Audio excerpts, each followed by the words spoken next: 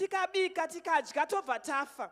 Asi nekuti Mwari vakanga vatuma shoko kumukadzi yeyo paZarefathi kuti pane muprofita waMwari achauya, kana auya umugamuchire. Iroro shoko rakamupa simba kuti munguva iyoyo yenzara paakangobikira muprofita, haana kuzoshayiwazve chekudya, haana kuzoshayiwazve chekuraramisa.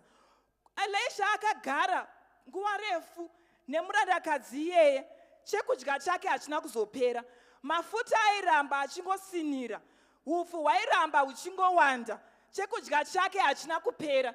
Vaaigara navo muguta vakaona mukadzi achiramba achidya, vakaona mudzimai achiramba achifumbira.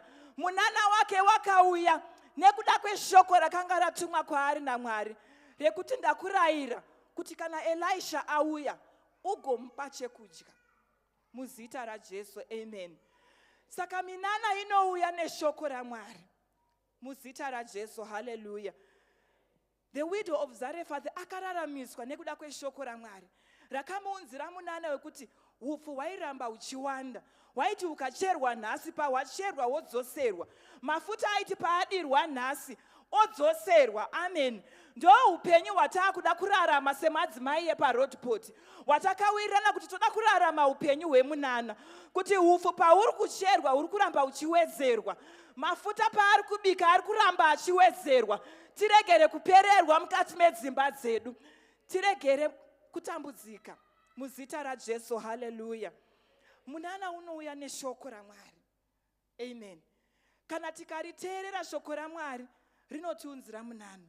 This woman lived an extraordinary life, zvaakanga asina kumboexperience. Munguva yenzara vamwe vese vachishayiwa chekudya, iye haana kushayiwa chekudya nekuti pane munana waakanga agamuchira. Muzita raJesu, amen. Mwari ngavatibatsire semadzimai nana baba nevanakomana nevanasikana kuti patiri kurarama upenyu hwedu, shoko raMwari harina limiti yezvinogona kuitwa naMwari mukati meupenyu hwedu. Shoko raMwari rinoti, I can do great and mighty works if you call upon me.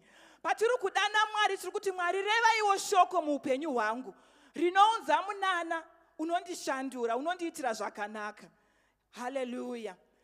Kumabasa chaiko kwatinoshanda pane mumwe munhu anongoda munana waMwari kuti ugone kumusimudza. Hallelujah. Pane munhu anongoda shoko rinorehwa naMwari kuti uyu paari kushanda panapa haabvi kusvikira akuda kubva. Iroro shoko rinogona kukuchengetera basa. Paunenge usingadiwi rinogona kukuchengetera basa. Muzita raJesu, hallelujah. Kana munhu akataurwa neshoko raMwari kuti uyu haatambudziki, kunyange maconditions asina kumira zvakanaka, asi nekuti shoko raMwari rinenge rataura, rinounza munana kuti uitike. Muzita raJesu, hallelujah. So the word of God is important kana tichida kugamuchira minana. Hallelujah. Muzita raJesu, amen. Zvekare tikaverenga kubhuku ra2 Kings chapter number 4, panotaurwa nyaya yemudzimai wepaShunemi. Zvinonzi akanga ari mudzimai akanga akakurumbira, airarama upenyu hwake zvakanaka, asi mudzimai uyu akanga asina vana. Muzita raJesu, amen. Zvekare muprofita Elisha, zvinonzi paakasvika achifamba muguta iroro reShunemi achienda kuMount Carmel nemuranda wake Gehazi, aisipfuura nepamba paigara mudzimai uyu. Panotaurwa neshoko raMwari rinoti, mudzimai uyu akataurira murume wake akati, ndaona muprofita anopfuura nepano, ndiri kuona munhu anopfuura nepano. I perceive that this is a man of God. I perceive kuti pane zvaakaudzwa mundangariro dzake naMwari kuti this person is not an ordinary person. Amen. Elisha paaifamba achipfuura nemuguta maigara vanhu vakawanda, vanhu vaimuona zuva nezuva achidarika, but it is only that one woman who perceived that this person is a man of God. I want to believe kuti Mwari ndivo vakamurayira vakati uyu munhu waMwari. Akakumbira murume wake akati, zvakadini kuti tivakire muranda waMwari kamuri yepamusoro, tigomugadzirira pekugara, tigomuisira mubhedha, tigomuisira table, tigomuisira light, kuti agoti paanenge achidarika neguta agouya pano achizorora. Muzita raJesu, amen. May God help us to perceive pavanenge vachitaura. Tigone kuva nemeso anoona. Vamwe vaive nemeso avaiona Elisha achipfuura, asi mukadzi uyu akapiwa meso akasiyana nevamwe vese vemuguta nekuda kweshoko rakanga rataurwa maari naMwari. Paakatora Elisha achizogara pamba pake vamuvakira kamuri, ndo paakagamuchira munana wemwana. Muzita raJesu, amen. Ndo paakagamuchira munana wemwana. Kutora kwaakaita munhu waMwari akagara naye, munana iwewe kuti akateerera shoko raakapiwa naMwari, kunzi uyu ari kupfuura uyu, munhu uyu, mutore umuitire zvakanaka, zvakamugamuchirisa munana. Amen. Zvinonzi mukadzi uyu akanga achizviraramira zvakanaka, aive nemari dzake, aive akapfuma, asi akanga asina mwana. Pfuma yake yaisagona kumupa mwana, kukurumbira kwake kwaisagona kumupa mwana, but mwana aida kuuya, akatouya nemunana. Muzita raJesu, haleluya. Mwana akatouya nekuda kwemunana, amen. Muzita raJesu, haleluya. Mwari ngavataure, ngavatipewo meso anoona. Mwari ngavatipewo perception yekuziva kuti minana yedu iburuke. Haleluya. Takati toda kurarama upenyu hweminana. Amen. But hatigoni kurarama upenyu hwemunana kana tisina kunzwa shoko raMwari. Amen. Tisina kukiinurirwa in the spiritual kuti zvigamuchirike panyama. Unofanira kuropafadzwa. Unofanira kukomborerwa zvekuti nevanokuona ngavataure kuti pane zvakaitika, pane zvaakaita. Amen. I want to believe vanhu veguta reShunem vakataurirana kuti mudzimai uyu anga agara kwenguva refu asina mwana, asi kuuya kwakaita munhu waMwari pane munana wakaitika muupenyu hwake akagamuchira mwana. Vanhu ngavataure mukati meupenyu hwako, Mwari vatanga kuita munana. Tamboti munana chinhu chausingagoni kuzviitira iwewe wega. Dai Mari yaitenga mwana, mukadzi uyu aigona kutenga mwana, asi mwana haagoni kutengwa nemari. Akatouya nemunana. Muzita raJesu, amen. Tinoda kurarama upenyu hwemunana. Zvacho zvatinofunga kuti hazvigoni, zvacho zvatiri kuedza tiri tega panyama, zvichiramba, zviri kungoda munana waMwari chete ndio unogonesa kuti zviitike. Muzita raJesu, amen. Komborerwa kusvika vanhu vataura kuti chii chiri kuitika. Wataurira kuti munana waMwari. Handisiri ini asi munana waMwari. So that people don't take credit for your life. Amen. Mbiri yese nekugona kwese ndekwaMwari nekuti ndiwo vanoita zvinoshamisa muupenyu hwedu. Soko raMwari kuna Isaiah chapter 8 verse 18. Rinoti, tarirai, ini nevana vangu tiri munana nezviratidzo panyika yaIsraeri. Amen. Ini nevana vangu tiri munana, vangave baba vangave mai, ini nevana vangu tiri zvishamiso. Muzita raJesu, haleluya. Patatiri kumusangano tainamatira vana, tichiti Mwari ngaatitire zvakanaka nekuda kwevana vedu. Pamwe pacho tinoremerwa nekuti pane patisingagoni kuvatarisa, pane patisingagoni kuvafudza, panongoda kuti ivo Mwari vazviite, panongoda kuti minana yaMwari izviite. Shoko rati ini nevana vangu, kureva kuti kana inini Mwari vandiitira zvakanaka, nevana vangu ngavaitirwe zvakanaka. Muzita raJesu, nevana vangu ngavaitirwe minana naMwari. Kana inini Mwari mandiitira zvakanaka, mandirangarira, regedzaiwo kudarika vana vedu, regedzaiwo kudarika mhuri dzedu pamuri kuita munana. Muzita raJesu, haleluya. Mwari ndiMwari vakanaka, amen. Theme iyoyi takaitirwa zvakanaka kunyange mufundisi pavaitishumira. Muzita raJesu, vachiti pamalimitations edu atiinawo, Mwari ngavaite munana. Amen. Pamalimitations edu atinawo, panogumira isusu pfungwa dzedu, panogumira isusu kugona kwedu, ndo patiri kuti Mwari ngavaite munana mukati meupenyu hwedu. Muzita raJesu, haleluya. Muzita raJesu, amen. Pane here zviri kurema mukati meupenyu? Pane here zviri kurwadza mukati meupenyu? Paunonzwa wega kuti apa ndiri kukundikana, paunonzwa wega kuti apa ndazama asi ndiri kutadza, ipapo ndipo unoda kudaidza munana yaMwari. patiri kuti ndoda kurarama upenyu hwemunana. Do not accept defeat semwana waMwari. Amen. Regedza kuaccepta defeat. Regedza kuramwa semwana waMwari. Kuti zvaramba ndaakusiyana nazvo muzita raJesu. Regedza kupererwa semwana waMwari. Nekuti tiri kuti pandinenge ndapererwa, ndiri kuti Mwari imimi chipindirai. Saka handisi kugumira pakupererwa muzita raJesu. Amen. Pandiri kuda kuti ndiwane basa richinetsa, regedza kupererwa kana kuramwa. Kuti mabasa ari kunetsa. Paari kunetsa ipapo, ukariwana, ndo paunoona kuti Mwari vaita munana. Amen. Kana basa rikawanika, mabasa asinganetsi, hausiri munana. Basa rikawanikwa zvinhu zvakaoma, ndo munana muzita raJesu. Amen. Ndamboti mugungwa mafungu anosimuka. Hallelujah. Asi mafungu achisimuka kudaro, pane murume ane simba rekuadzikamisa muzita raJesu. Pane murume wekuti akataura iyeye hakuna zvinoramba. Iro shoko rake rinoti paanenge ati hongu, hakuna anogona kuuya achiti kwete. Hallelujah. Paanenge ati zvinoita, hakuna anogona kuuya achiti hazvigoneki. Nekuti ndiMwari veminana muzita raJesu. Hallelujah. Is there anything too hard for the Lord?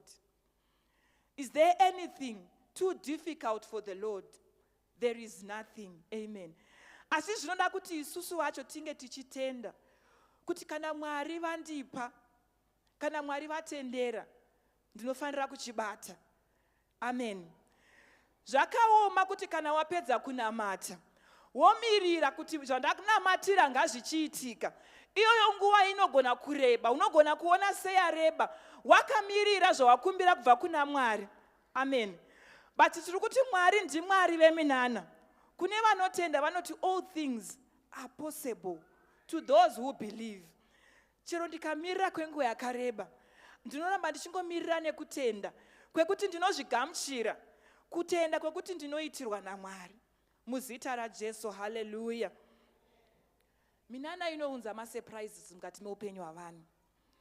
Minana inounza masurprise mukati meupenyu hwavanhu muzita raJesu. Hallelujah. Tine masurprise atinorongerana pachedu sevanhu. Patinoitirana mabirthday parties, masurprises anorongwa nevanhu. Anenge achitorongwa in the background. Vanhu vachitotaurirana, vachitogadzirisa in the background. Asi Mwari kana vaakuita masurprises kwauri, havana avanogara naye dare, wavanoronga naye kuti taakugadzirira nhingi kuti timuitire munana. Ndo chandinofarira pana Mwari. Kana vaakuunza minana yavo, havadaidziri dare kuti ngatigarei pasi, nhingi tomuitirei muzita raJesu. Hallelujah. Kana Mwari vaakuita munana, vanoita vega. Vanhu vanozongoona zvaakuitika, Mwari vatoita minana. Ndaitaura neimwe shamwari yangu, achitaura achiti, Mwari vakandiitira nyasha, akanga akuda kunochata. Mwari vakandiitira nyasha. Gore rino iri vanhu vachazongoona raadhasti richisumuka richienda, vanhu vachitamba vachipemberera muchato, vachishaya kuti ndiani kwaachata, achata zvaita sei, akazochata chirudzii. Amen. Ndati kana Mwari vaakuda kukuitira munana, zvinongotora iwewe naMwari muri vaviri. Hazvitori WhatsApp group kuti uitirwe surprise. Nekuti maWhatsApp group evanhu pavanenge vachironga surprise, unogona kuwana mumwe chete anoremerwa, anoenda zvinoudza mumwe kuti pane surprise yauri kurongerwa. Ndo zvinoita vanhu muzita raJesu. But Mwari, kuna Mwari kana vachigadzira surprise yako, hakuna kwainolika ichienda. Inongori nemuridzi wayo, ndiye anenge achiziva. Ende anototaura mushoko rake kuti for I know the plans. Only I, kureva kuti iye ega Mwari ndiye anoziva zvaakakurongera zvakanaka. Vanhu havazivi, vanhu vachikuona vanogona kukujaja, vokutaurira kuti uyu haana kwaanoenda, uyu hakuna kwaanosvika, marwariro aari kuita handifungi kuti gore anoripedza. Ndokutaura kwevanhu. But shoko raMwari rinoti, for I know the plans that I think towards you, plans to prosper you and to give you an expected end. Muzita raJesu. Hallelujah. Kana Mwari vakataura mushoko ravo vakati ndichakuita musoro kwete muswe, regedza kuteerera zvinotaurwa nevanhu.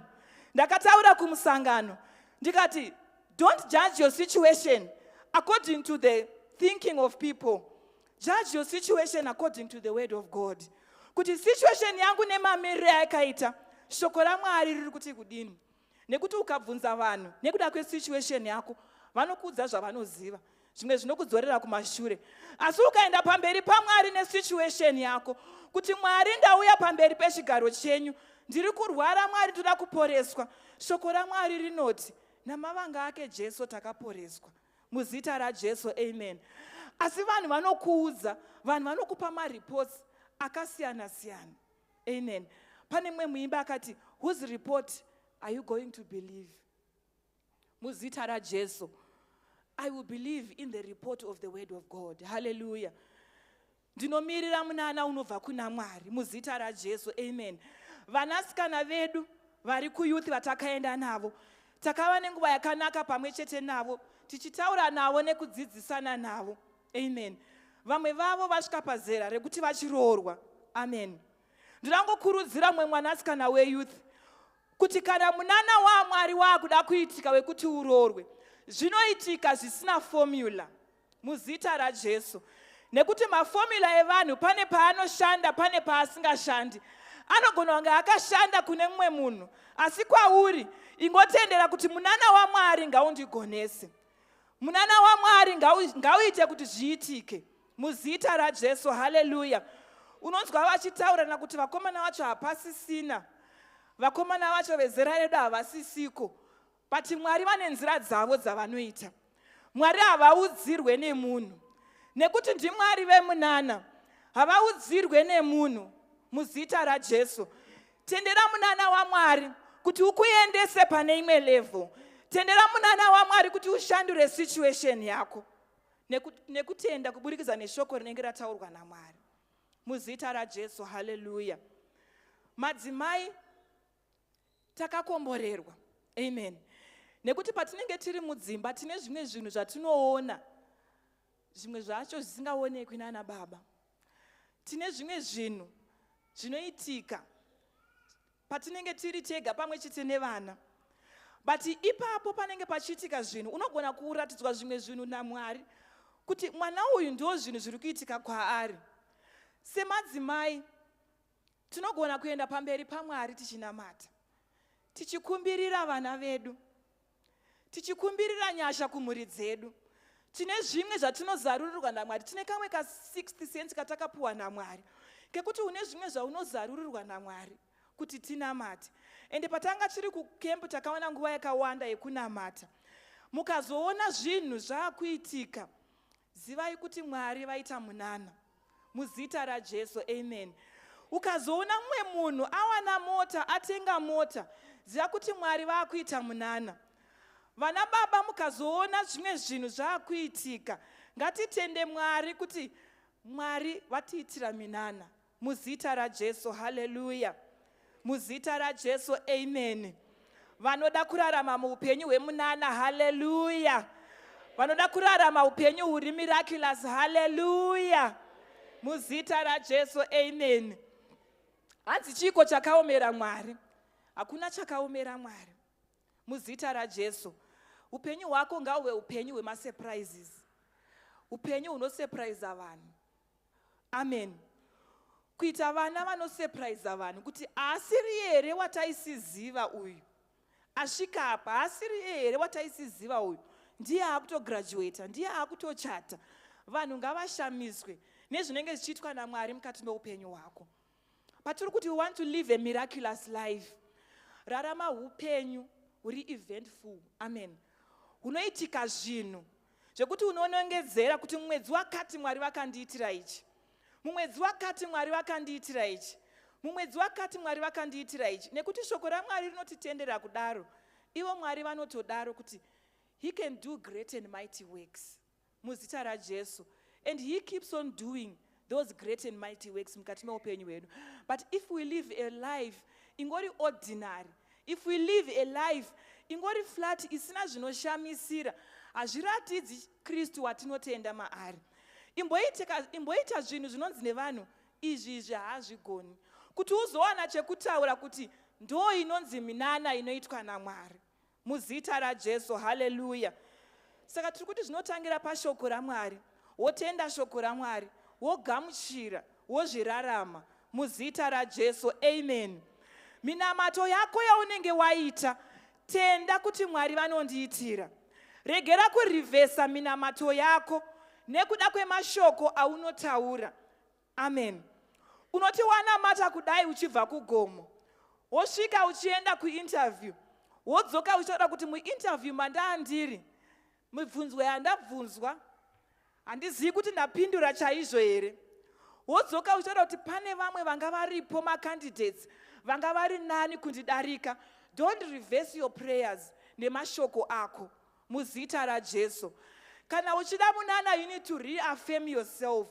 Kuti hongu handikodzeri, asi nekuda kwekuti pane Munana unoitwa naMwari, ndinokodzera. Muzita raJesu. Taitaura kumusangano tichiti pandisingakodzeri ipapo, Mwari ndo pandoda kukwana. Pandisingafaniri ipapo, Mwari ndo pandinoda kukwana. Muzita raJesu, hallelujah. I have seen God transforming people's lives. Kuti munhu anongotanga kungotenda kuti Mwari vanondiitira, vanhu vachimuona ari ordinary. But when God starts to act in that person's life, vanhu vanotanga kumuona zvakasiyana nemaonero avaisiita. Muzita raJesu, amen.